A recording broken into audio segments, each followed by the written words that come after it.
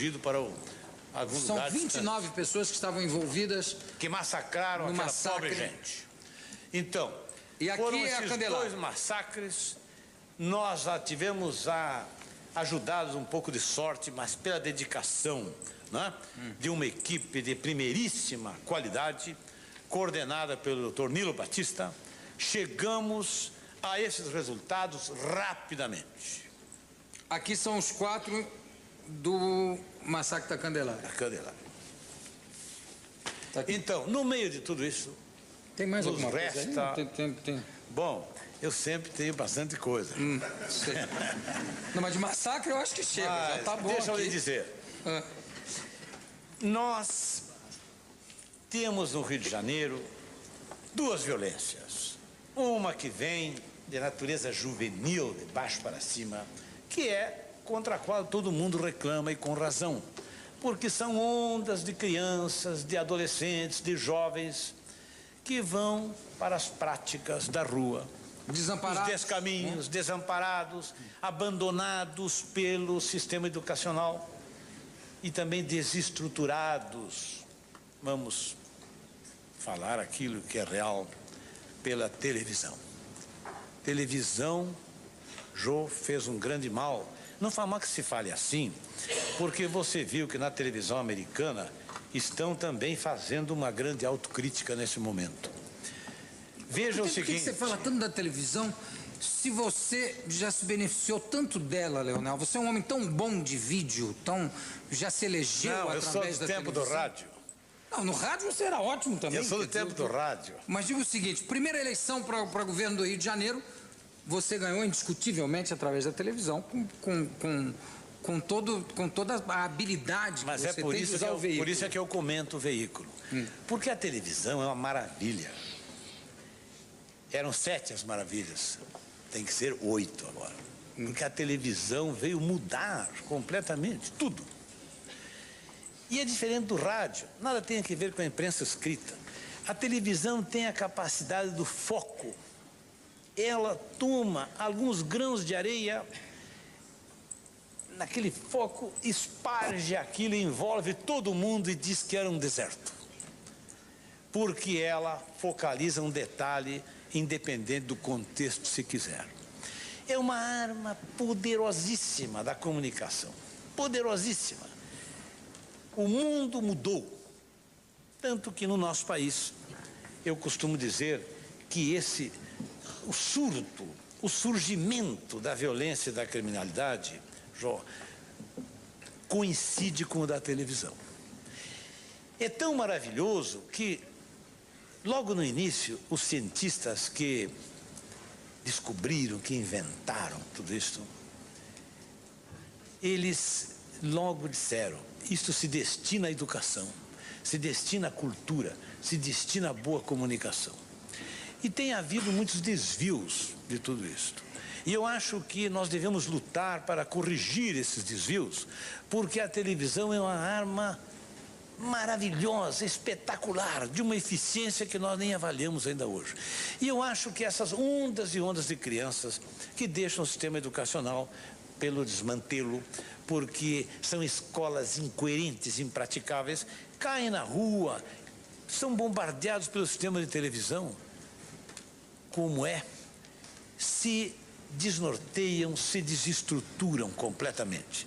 E aí passam a ser agressivos, param a agredir, passam a buscar os descaminhos e vão se tornando insensivelmente assaltantes, bandidos. Como é que se explicava tudo isso antes da televisão? Governador, como é que se explicava, por exemplo, o gangsterismo de Chicago nos anos 30, a violência nas ruas? É uma outra natureza de violência. O Hitler, os massacres, o genocídio dos judeus. Aí está. Sem a televisão, como é que se explica essa violência humana sem a televisão? É um outro tipo de violência, João. Nada tem a ver essa violência do Rio de Janeiro com a máfia, com a de Chicago, a de Nova York. Não, isso é uma violência juvenil. E a resposta da sociedade pelos grupos dirigentes foi uma resposta irracional, estúpida, a da repressão. Vamos reprimir, uma polícia em cada esquina, vamos. E daí criaram-se as polícias particulares. E daí os grupos de repressão e daí a um passo para o extermínio. Então, as duas violências, as duas criminalidades que foram se desenvolvendo no Rio de Janeiro foram essas. Esta de baixo para cima, que criou desassossego, a insegurança para todo mundo, e a de cima para baixo, que acabou matando, assassinando. Eu sempre gritei contra isto, denunciei até num programa seu uma vez, que você ficou admirado, quando eu falei que se matava aos milhares, com a média de 20 anos. É uma matança de jovens, justificam, é o jovem criminoso, deixa que mate. Há uma tendência das pessoas, apavoradas com a violência e com os assaltos, que se faça isso. Aqui mesmo, teve uma pessoa no seu programa, casualmente, porque eu sempre que posso, estou lá sintonizando o jogo. Muito obrigado. Sempre que posso. Muito é uma obrigado. hora, assim, um pouco antes da gente ir dormir, é ótimo. Porque você é uma criatividade permanente, constante, colocando os assuntos em debate, aquilo que realmente é atualidade. E eu vi aquele indivíduo, um tal de Sivuca, aquele é um energúmeno, está processado. Ele foi eleito por essa gente que mórbida, compreendeu? Que quer dar o voto, porque ele diz, bandido bom é aquele bandido morto. Quer dizer, ele está fazendo a cobertura, a propaganda do extermínio. Não, senhor, bandido tem que ir para a cadeia. O bom policial é aquele que não mata, prende. Só prende em último caso para defender a vida ou defender a vida do inocente. Jamais fazer da morte um método policial. E é isso que vem sendo feito, foi sendo feito no Rio de Janeiro, passou-se para São Paulo, passou-se para todas as grandes cidades brasileiras, agora especialmente está aqui em São Paulo. Hoje, eu não tenho a menor dúvida, mata-se mais aqui que lá. E veja o quanto isso é perigoso.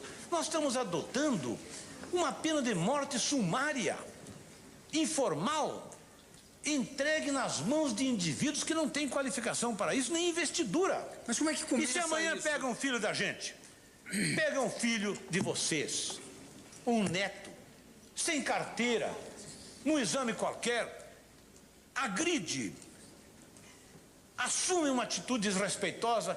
Claro, nossos garotos são criados com honra, com dignidade, aquelas reagem. E eles, como estão acostumados a matar, matam ali mesmo. Depois levam e dizem, não, atirou, estava na valeta. E aí como é que fica?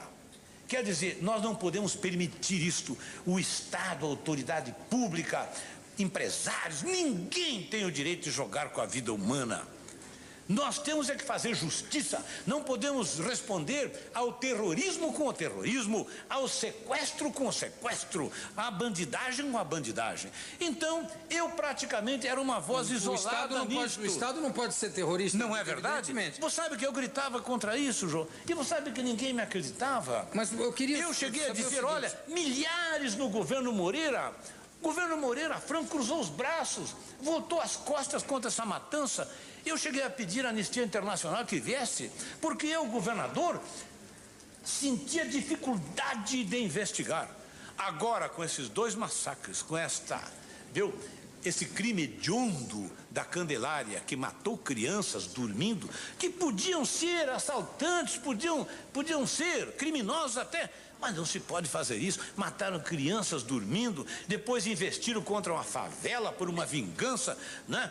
Desarmados, desumanizados, fizeram aquilo. Bom, isso rebentou como uma bomba. E você sabe que os meios de comunicação do nosso país sentiram que o mundo ia cobrar do Brasil aquilo. Como cobrou. Governador, deixa eu perguntar uma coisa aqui, senão eu não queria fugir do assunto antes de fazer essa pergunta. O que é que faz com que a situação chegue ao extremo de, por exemplo, bandidos já condenados consigam organizar o crime de dentro das cadeias, que vários policiais sejam envolvidos em atividades criminosas e que vários policiais até participem de grupos de extermínio, não é? Qual será o fenômeno? O que acontece? Qual é o fenômeno dentro dessa violência toda que faz com que isso aconteça? E como é que você vai punir um chefe de quadrilha que já está punido dando ordens de dentro de uma cadeia? Veja o seguinte. Eu acho que esta resposta dos grupos dirigentes, das classes dirigentes, da própria sociedade, em querer corrigir a agressividade dos garotos, a agressividade juvenil, com a repressão, foi que criou esse contexto, João. Veja o seguinte, antes de 64, eu já andava por aí, era deputado, eu me lembro muito bem, anos e anos, e não havia nada disto. Mas não havia o tráfico de drogas? Não havia violência. E os não havia nada. Eu te digo o seguinte, podia não haver droga, podia não haver isso. Naquele tempo falava-se em tóxicos. Já havia algumas prisões por tóxicos. Eu fui governador antes de 64. João, mas não havia, essa rede de tráfico de drogas? Não havia criança assaltando na rua, todo mundo podia andar por aí, não havia absolutamente nenhum assalto a banco. As pessoas carregavam dinheiro na mão, assim. Sim, senhor. João, deixa eu lhe contar. Permita que eu lhe relate um detalhe aqui em segundos. Sabe que eu era governador do Rio Grande do Sul? Então, eu, governador, éramos um casal jovem, eu e a Neuza. Chegávamos fim de semana, tomávamos o nosso carro, tinha um carrinho guardado ali. Pegávamos 3 crianças. Eu tinha comprado uma barracazinha na Alemanha, botava a barracazinha ali, as coisas de fazer churrasco, café. Eu ia buscar um lugar pelo interior, ou na praia, em algum lugar para acampar. E lá ficava o sábado, domingo, com as crianças, não levava segurança, não levava uma arma. E não foi uma vez, foram dezenas de vezes, porque nós gostávamos de fazer esse programa.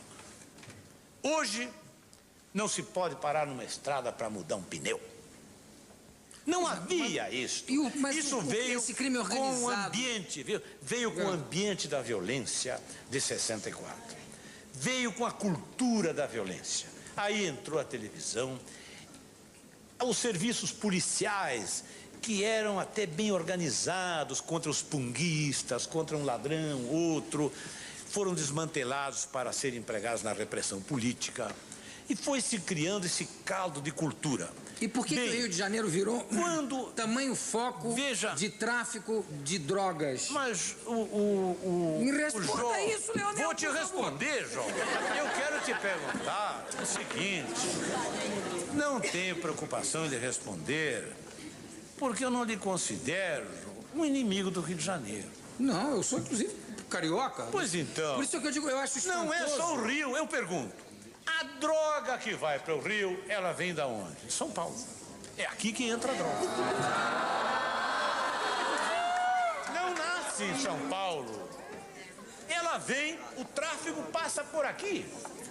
Vem da Bolívia. Mas e por que ela então veja o seguinte, o Rio não produz, olha aqui, o Rio não produz cocaína, o Rio não produz maconha e nem fabrica armas. Essa é a verdade. Com licença, por favor. Eu quero ouvir tudo. Viu? Nem fabrica armas. Agora, essa cumplicidade que está lá, eu lhe digo, não passa daquilo que se criou durante todos esses anos. A cumplicidade para fazer a violência de cima para baixo. Lá. Uma cumplicidade de cobertura para os grupos de extermínio. Então, o que é que acontece? Há um exagero em tudo isso. E você quer saber por que se instaurou esse quadro de violência no Rio? Porque lá também é a sede da Rede Globo. Que exagera! Estou te dizendo. Olha, não há maior escola de violência do que a televisão Globo. Mas, governador, não se pode. A Globo ensina a droga, ensina o crime e ensina tudo que você quiser. Eu tenho estatística. Colocamos 6 professores frente à tela da Globo durante uma semana.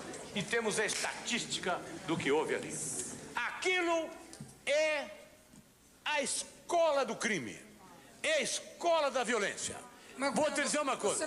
E que haja cumplicidade dentro dos presídios, que haja coisas escabrosas, eu não digo que não, e acho que é o nosso dever combater essas situações. E é o que estamos fazendo. Tanto que, no Rio, a criminalidade baixou. A propaganda é verdade.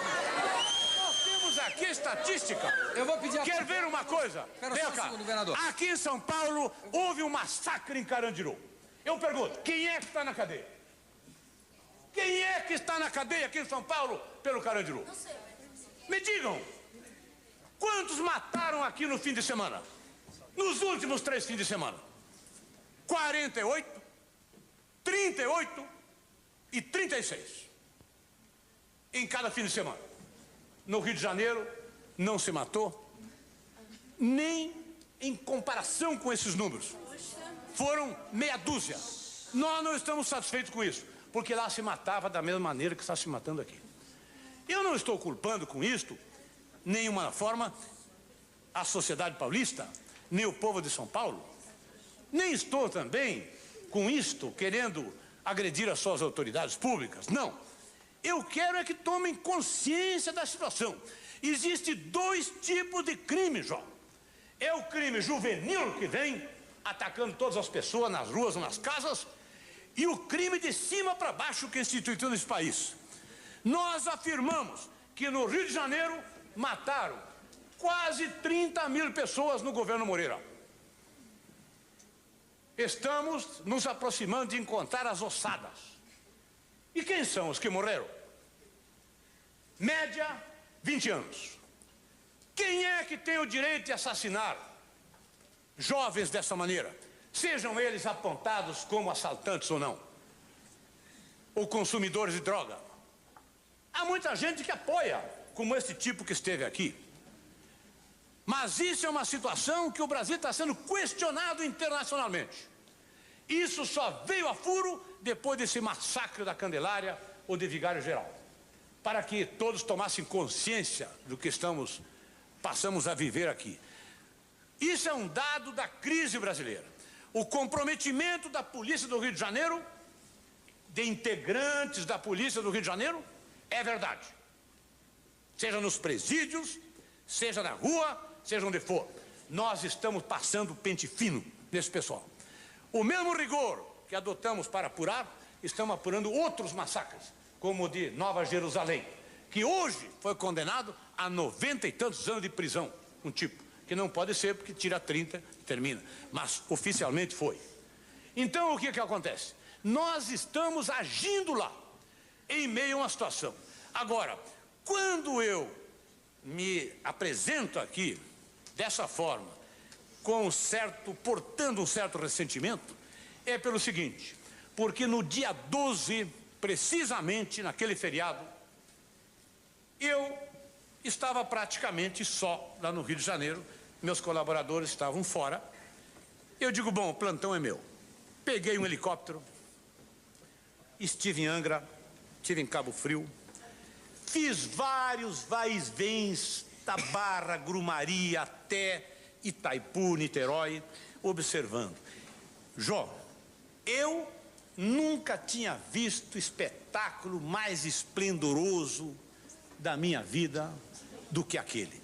Ver 2,5 milhões de pessoas fazendo o seu lazer na praia, tranquilamente, ao longo daqueles 70 quilômetros. Não ocorreu rigorosamente nada, a não ser uma ruaça, uma desordem de garotos ali sobre Ipanema, uma coisa irrelevante, circunscrita, que não molestou sequer 0,1% de toda essa multidão. E eu me senti indignado como governante, como alguém que está lutando contra essa ordem de coisas. De repente, a TV Globo vai ali, mete o foco ali naquilo ali. Mete o foco naquilo ali. Chega no Jornal Nacional, joga aquilo, forneceu as imagens para a CNN, para o mundo inteiro, repete 3 noites seguidas no Jornal Nacional, uma coisa irrelevante, que não tinha nada que ver com aquele espetáculo, rebentando com o turismo do Rio de Janeiro, dando cobertura para toda esta posição discriminatória, quase que racista, de apresentar aquela juventude que vem dos bairros porque é escurinha, como se viesse massacrar, viesse roubar.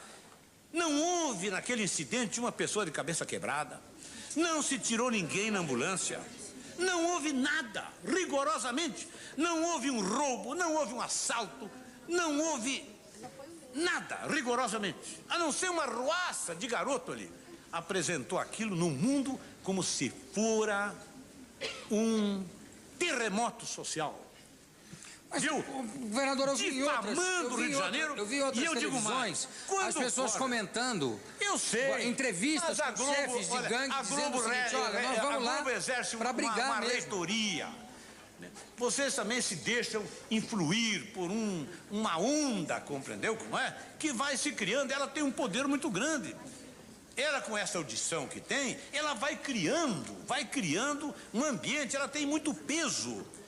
E essa que é a verdade. Quer dizer, o governo do Rio de Janeiro não tem outra posição senão, primeiro, eu vou amanhã ao presidente da República pedir uma providência do governo federal contra o mal que a Globo fez ao Rio de Janeiro.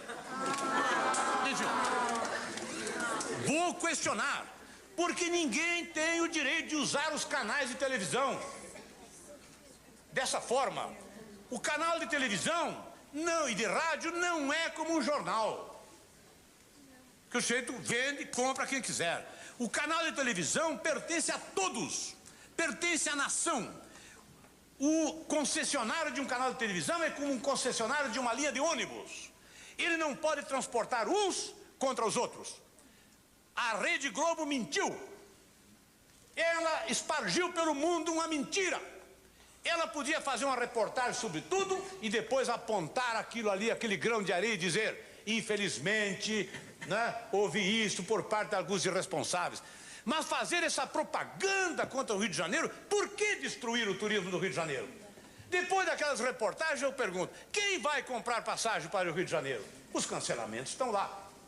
Quer dizer, por que criar aquela discriminação contra os rapazes e moças que vêm dos bairros? Por que isto? Mas não tem o direito de fazer isto. Mas agora, eu duvido, não houve violência porque ninguém se machucou. Uma roça de graças a Deus ninguém não pode apresentar para o mundo. Isso não tem força de notícia, de expressão. Não tem para fazer esse mal contra o Rio de Janeiro. Eu, francamente, eu não posso crer que fosse conveniente que houvesse uma briga de garoto aqui no centro de São Paulo. Você acha que foi superdimensionado? Claro que foi explorado. Foi explorado perversamente contra o Rio de Janeiro. Segundo, o movimento negro do partido vai fazer também uma representação contra isto que considero discriminação e uma tentativa de segregação, porque lá o que faltava dizer é o seguinte: fecha o túnel, não ponha ônibus para essa gente. E como há pouco nós ouvíamos aqui, quando você se entrevistava esse escritor e jornalista, ele dizia: é a luta deles pelo direito de ir à praia. A praia não pertence só a alguns poucos, pertence a todos. É como os canais de televisão, pertence a todos. Um concessionário não pode discriminar. Um concessionário tem que servir a todos. Por isso que essencialmente a televisão se destina à prática do bom jornalismo, à prática da boa informação, da cultura e da educação, e não para esse tipo de jogo. E mais, vou ainda também representar junto ao Ministério Público sobre isso. Eu tenho, infelizmente, que interromper você, porque nós estamos chegando aqui ao final do nosso papo. Eu conversei com o governador do Rio de Janeiro, Leonel de Moura Brizola. Leonel, muitíssimo obrigado. Daqui a pouco a gente vai...